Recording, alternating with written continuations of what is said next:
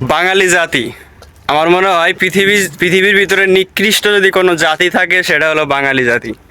এ কথা বলার বেশ কিছু কারণ আছে। তার ভিতরে একটি কারণ, একটা ভিডিও দেখছেন মনে হয়, যারা ফেসবুক বা ইউটিউব চালান তারা অলরেডি একটা ভিডিও দেখে ফেলছেন। হাজার হাজার মানুষের সামনে মাত্র 3 থেকে 4 জন মানুষে একটা মানুষের কীভাবে নৃশংসভাবে হত্যা করলো। এত বড় বড় ইট পাটকেল দিয়ে তার মাথায় আঘাত করে, এবং কি মারা যাওয়ার পরে তার লাশ নিয়ে খেলা করতেছে, অথচ মানুষ চারপাশ থেকে ঘোরাঘুরি করতেছে। জানা যাচ্ছে, বেশ কিছু নিউজ থেকে দেখলাম যে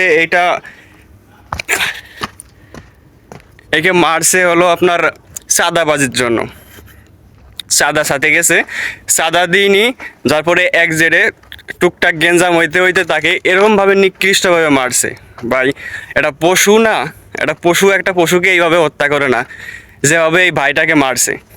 এই জন্য বলছি বাঙালি জাতি নিকৃষ্ট জাতি। এই 3 থেকে 4 জন মানুষ মারছে, এখানে হাজার হাজার মানুষ পুরো বাজারের মধ্যে মারছে। 2-4 জন, 5 জন, 10 জন, 20 জন, 50 জন এগিয়ে আলে এদের পালাইতে হইতো। এরাই মানুষের ইসে তোলো পড়তো। অথচ বাঙালি জাতি কি নিকৃষ্ট জাতি, এরা নিজেরে ভালো চায়, এরা চায় না আরেকজনের ভালো হোক। যার কারণে বাংলাদেশের সেরা খেলা, প্রিয় খেলা, জাতীয় খেলা হয়ে গেছে হাডুডু। একে কি একজন আগে যাব, একজন পিছু থেকে টানবো, যার জন্য এই খেলা আমাদের বাংলাদেশের জাতীয় খেলা। আর বাংলাদেশের জাতীয় খেলা হিসাবে আমার মনে হয় এইটাই বেস্ট, এর থেকে বেস্ট কিছু আর নাই, এটাই বেস্ট। বাঙালি জাতি কখনো ভালো হবে না। বাঙালি জাতি গর্ব করে যে আমরা ইসির থেকে, বাঙালি জাতি গর্ব করে যে আমরা 180 নাম্বার, আমরা হলো 2 নাম্বারে ছিলাম হলো ইসির থেকে, আপনার দুর্নীতির দিক থেকে 1 নাম্বারে আসছিলাম। বাঙালি জাতি ছিল বিশ্বের ভিতর দুর্নীতির দিকে 1 নাম্বার।